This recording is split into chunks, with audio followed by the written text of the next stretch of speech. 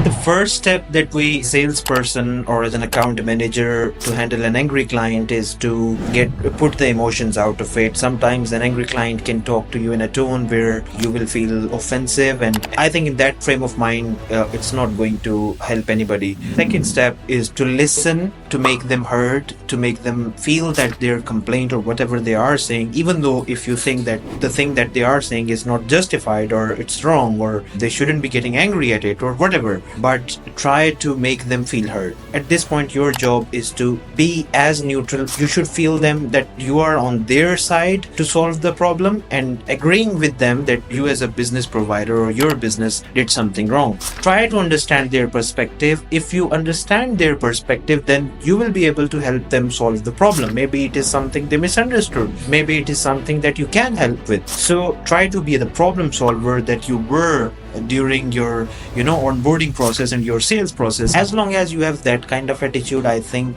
no matter how angry the client is, I think the reason for being angry is the only thing that they want and it's not getting delivered to them, and it's your job to get it delivered to them. If it's not in your hands to do it, then try to help them in some other way.